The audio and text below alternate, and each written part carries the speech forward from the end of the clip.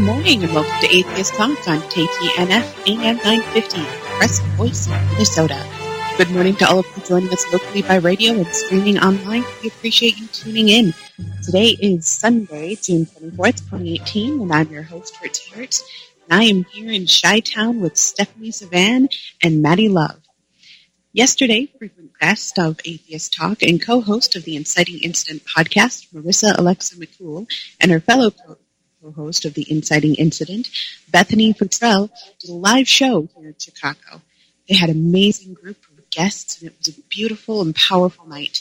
Maddie and I were excited to attend, and Stephanie was one of the lucky few on stage. Today we'll be talking about last night and the subjects covered. This should be an open conversation, and we welcome and encourage listener interactions with your phone calls to 952-946-6205, your emails to radio@mnatheist.org, or tweet us at Atheists Talk. Maddie, Stephanie, good morning, and welcome to Atheists Talk. Good morning, Hertzy. Good morning, Hertzy. This was fun. Yeah, we got in Friday at about 8:30 here in Chicago, and we dropped Stephanie off at this posh hotel that we've decided to crash with our recording equipment strewn across her room, and due to technical difficulties, Stephanie is sitting in a corner on a different line so that we could talk to her.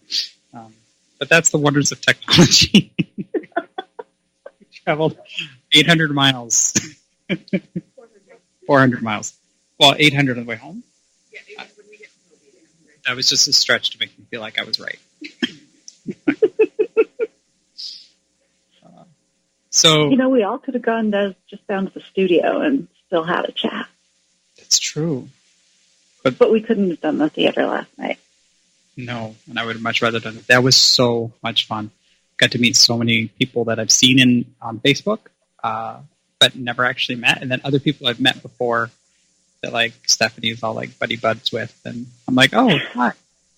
You're really awesome.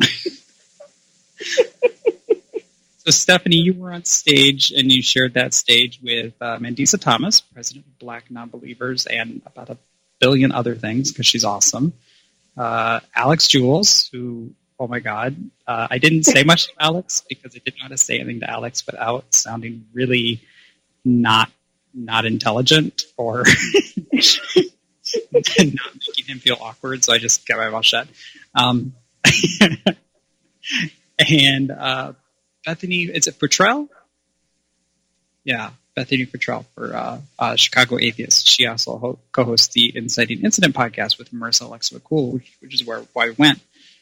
So I guess what I really wanted to have a chance to talk to you about, Stephanie, because we haven't really talked much since the show last night, is, like, of everything, I guess it was a really interesting show. You guys covered a lot of topics, and you each had your own little like niche topic that you work on predominantly. So I guess, do you want to quick give a recap of, like, what you went over? Sure. So mostly with me, we talked serious insider baseball on the movement. Particularly with treatment of women and questions of how we deal with harassment in the movement, and how, weirdly enough, dealing with harassment in the movement gets you harassed. So we, although honestly a huge part of the time that I was on stage was Bethany and I just talking about impeachment and having this lovely little fever dream in front of an audience. Impeach. You need to make, like, was it AMSR video? Nice and softly. Those mics were great for that. Bethany asked me to keep sending her back to her happy place by saying impeach anytime she got a little stressed by the topic. Also, we all went to a slight happy place there, too. Yeah. Although I was a little pensive about going to that happy place again. Oh.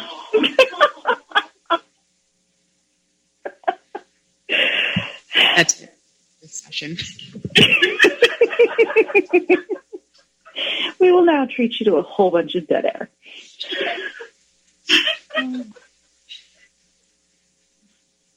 So that was actually probably one of the highlights, was just you and Bethany going back and forth. And the chemistry that everyone actually had was really, like, you could tell that you all had talked before. You could tell that, or at least not talked before, but that you guys were all operating on, like, the same wavelength, so to speak. It was kind of, I mean, it's the kind of magic that only happens on stage, because I had never talked to Bethany. We've had some messages back and forth, and that's it. So until we sat on that stage, I introduced myself and we got to the theater, and that was it. Wow. Yeah. So yeah, that the ability to do this on stage and to have that audience who you can actually hear laughing, because that's just something we don't get in podcasts very often. Which actually is part of the reason that you and Hertzie together are a lot of fun, because you actually laugh at each other's jokes.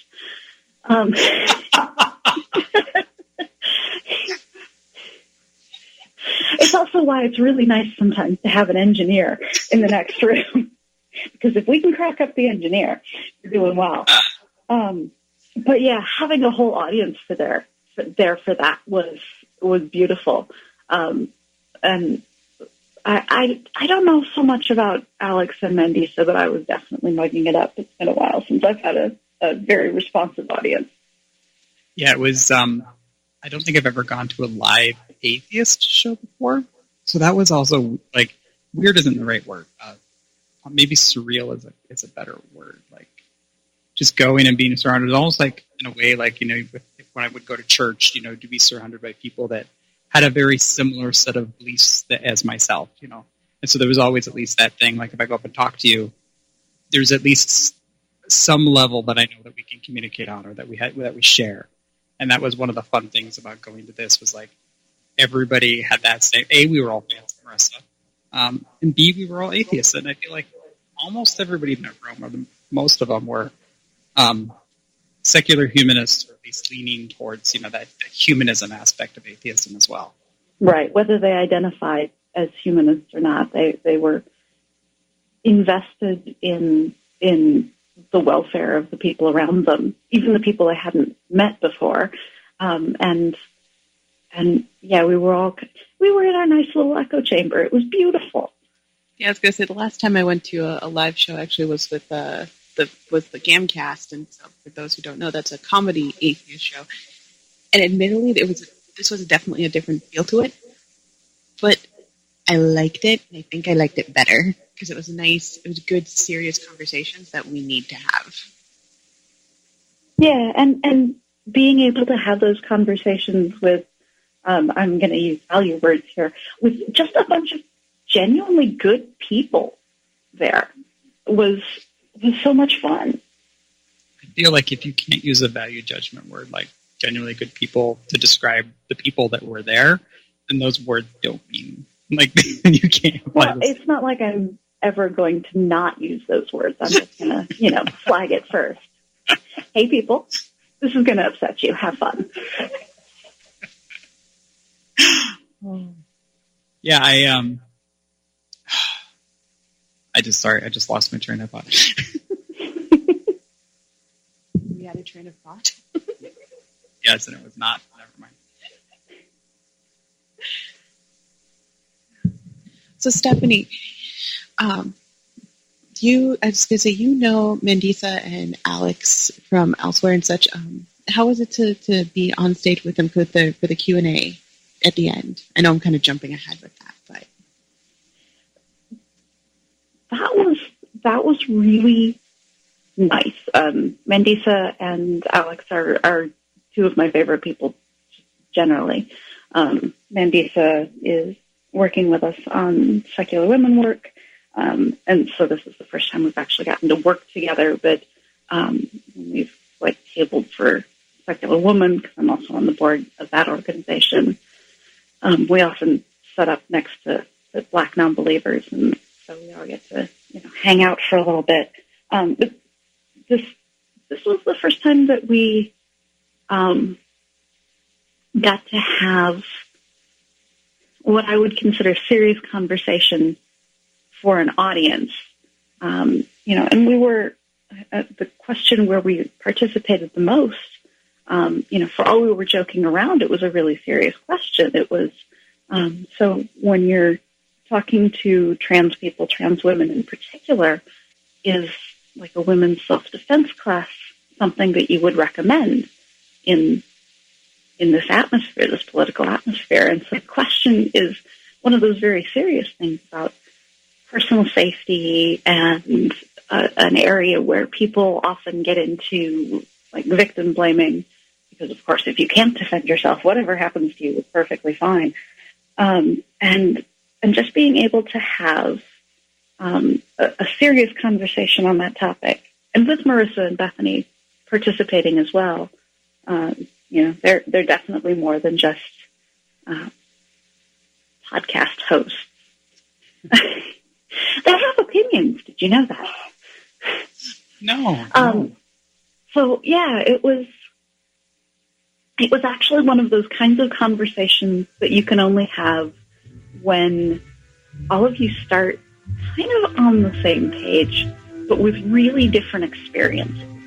And I'm going to stop right there, Stephanie, because we are actually about to go into a break, and we'll pick that up as we continue on. So please stay with us.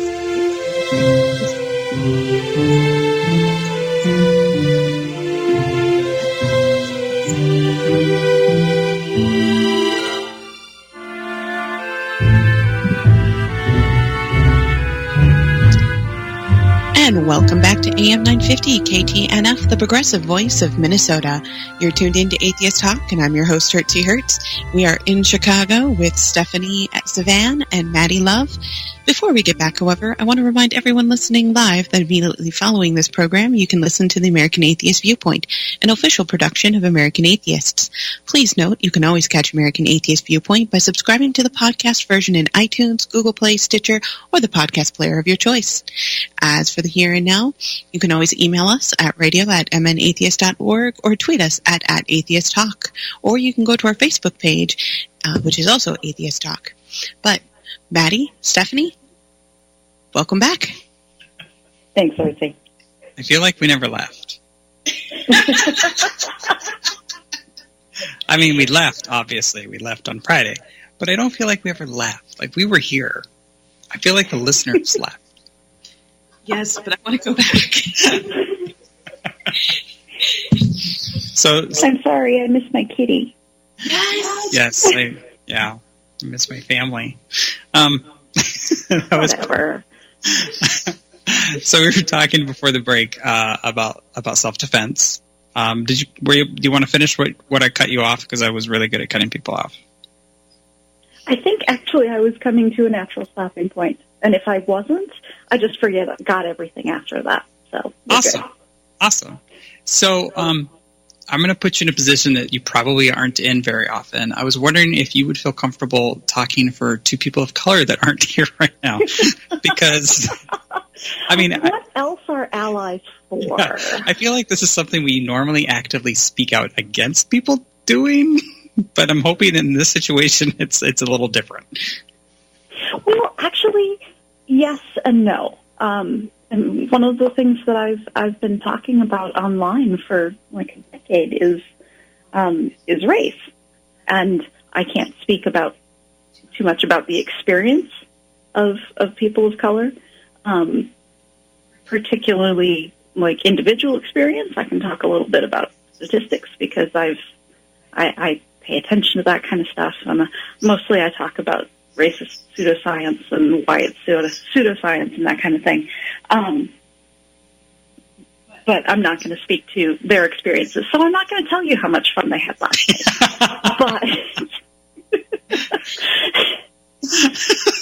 But they did seem to have a lot of fun last night. Yes, to all appearances, they had a great time. Well, and Mandisa and Alix both said they had a lot of fun last night. Yes, they did. And actually, talking about speaking for people of color, one of the great things about last night was seeing Mandisa get a chance to talk when she wasn't talking about why Black nonbelievers is a necessary thing. I mean, she did a little bit. Or talking about her experience as a Black woman in the movement. It was so nice to get her, to see her have an opportunity to talk about herself, to talk about issues of the church and sexuality. We don't do enough of that.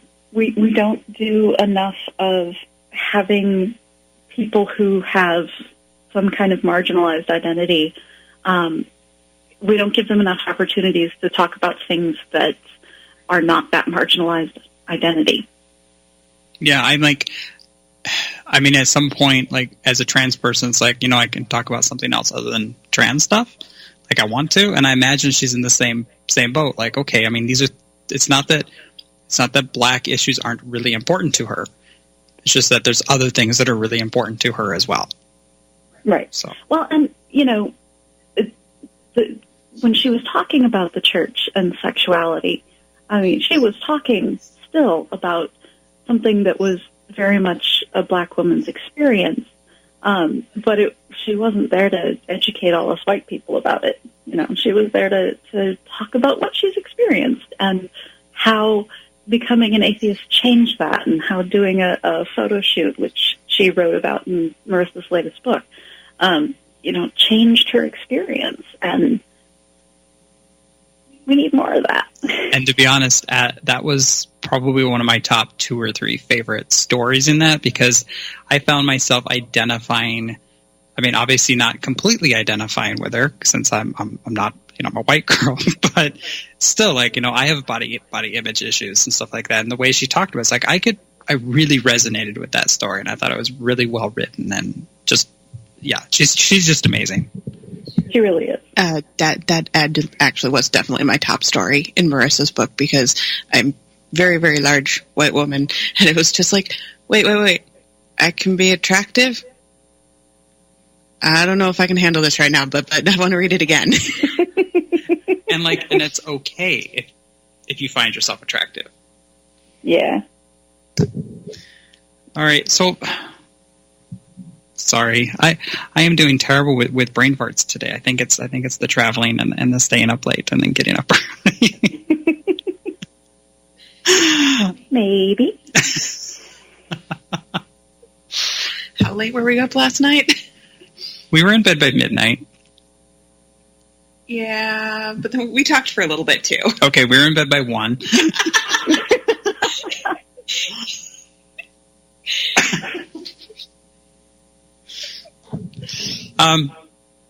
Yeah, this is great live radio. Me just sitting here forgetting everything that I was going to say. This is fantastic. You're doing great. Welcome to the Punchy Show. So, well, we talked about Mandisa. Do you have any thoughts about some of the subjects that Alix had brought up? I do, although it's hard to talk about just last night, because a lot of the time when he and I are talking, these are the kinds of things that he and I talk about. Weird, you put Alix and I together and we'll talk about politics. But I think the biggest thing that he talked about last night that people really need to listen to is the idea that we have to give up on being in denial that this is happening in terms of the Trump administration. One of the big topics that threaded through last night was talking about the current immigration crisis and the new rules for incarceration, and before that, family separation and incarceration, that the administration has finally been dealing with pushback in the last week or two. But we need to stop being in denial that not only is this something that happens, it's something that America is and never has been very far away from. And that we just need to actually look our current situation in the eye and maybe say less, this isn't who we are, and a little bit more of this is who we want to be. I was maybe a little callous to Alix shortly after the election in 2016 when I just started calling him Cassandra, because nothing about our situation. Hey, Stephanie, we are actually about to go on a break. I'm sorry. I keep cutting you off. I'm really good at that. I will forget what I wanted to say, but I'm good at cutting you off. Well, we will return with Maddie and Stephanie right after the break. Please stay with us. I'm Hertzie Hertz, and you're listening to Atheist Talk on KTN AM 950.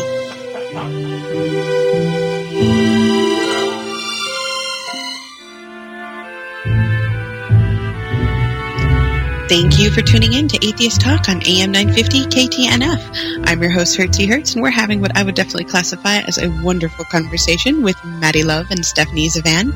Before we continue the conversation, which will be our final segment with Stephanie and Maddie, there's a bit of housekeeping I need to attend to.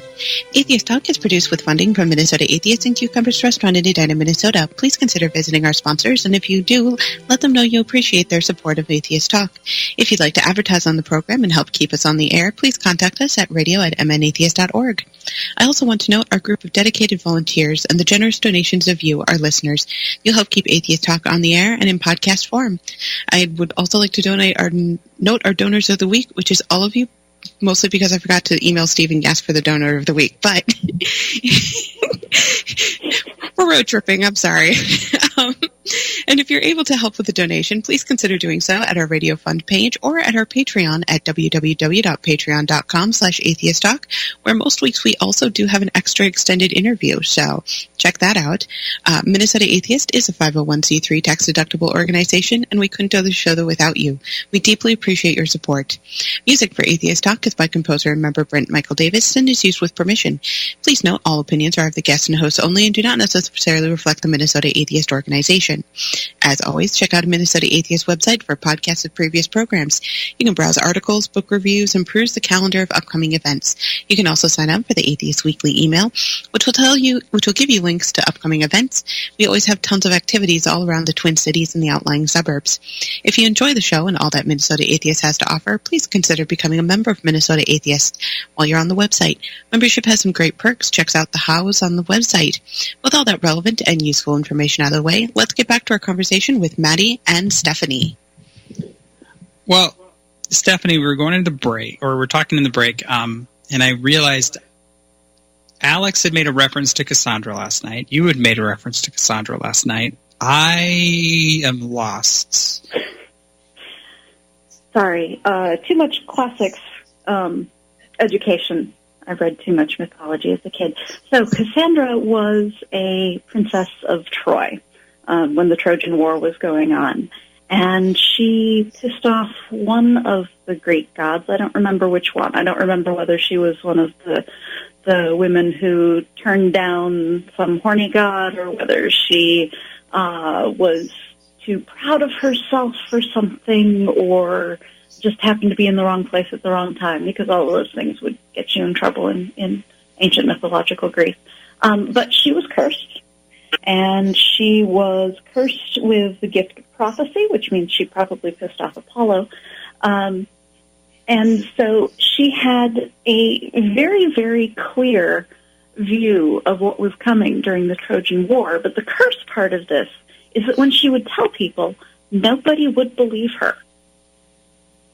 So she spent the Trojan War and time leading up to it warning everybody what was going to happen and not being listened to. And, frankly, ethnic minorities, women, immigrants in this country, LGBTQ people, did a lot of that before the last election. They said, I'm happy that you don't think Trump can win in some ways, because optimism is nice. It feels good. But we need to take this seriously as a problem. We can't just say he can't win, because him winning is a little bit extreme by American historical standards. but not much. There are good reasons that he's been compared to Andrew Jackson as far as presidents go. And certainly on the world political stage, he's nothing exceptional. We have had plenty of corrupt, authoritarian world leaders who have been elected. We have, occasional nationalist waves that sweep the globe, and bad things happen, and bad people get into power, and this is just history repeating itself. And if we'd actually paid attention, if we thought that the people who could see this coming most clearly because they have a stake in the matter, if we thought that their words were worth listening to, if we thought they were worth taking seriously, we could have done a whole lot more to stop it before we got to this point where we're going out and protesting and hoping that this isn't the protest where they just start rounding up protesters, a whole protest at a time, throwing people in jail and not letting them communicate, because that's also absolutely with historical precedent. So, yeah. Now that I have depressed everybody. Can you say that word again that Bethany kept asking for?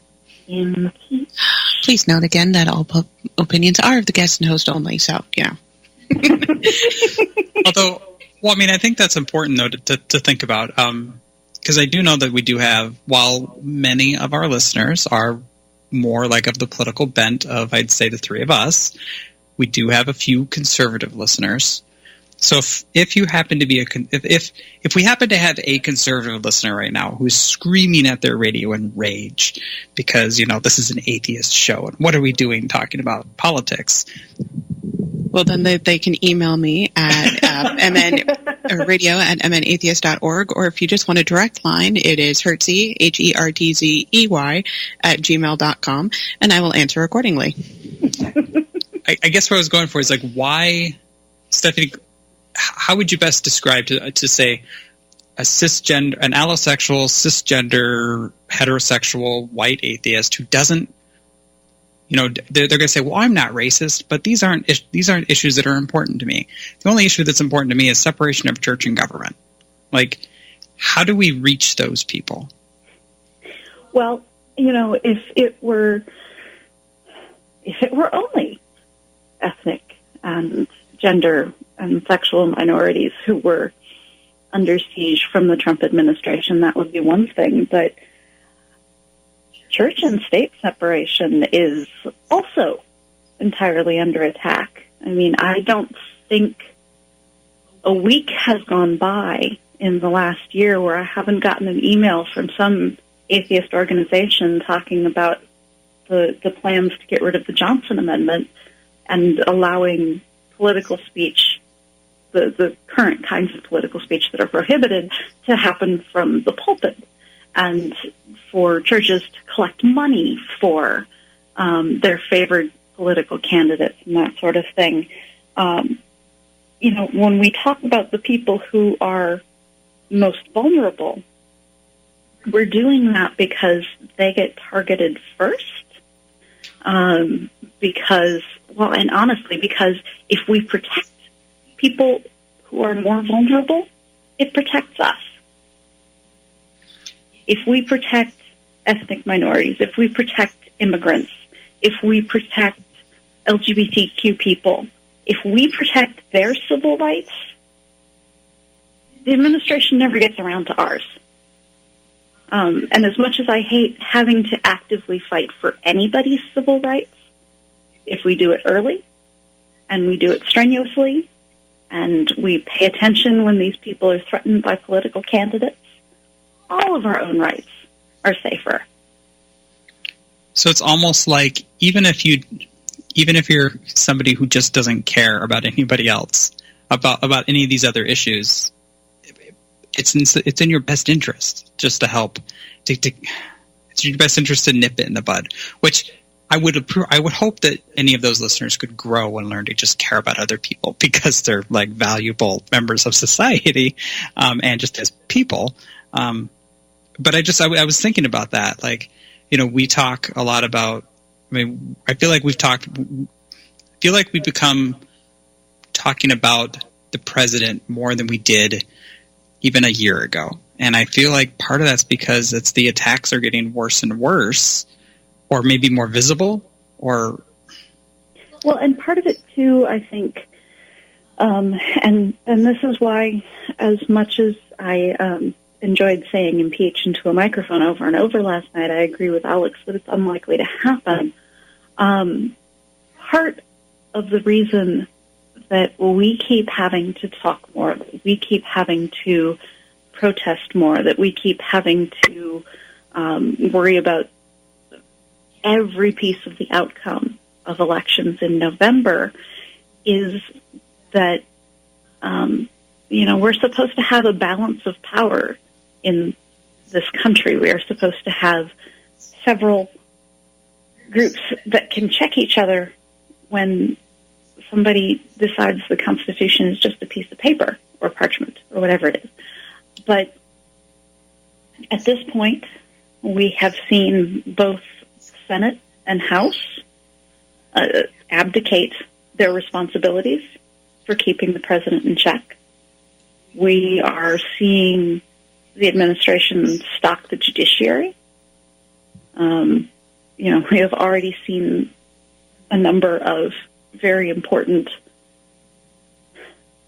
Supreme Court decisions that would have gone some other way if Garland Merrick were in the court rather than Gorsuch. So every time we lose one of those checks, or it is weakened, or the folks in Congress show that they don't have the political will, more of that falls on us.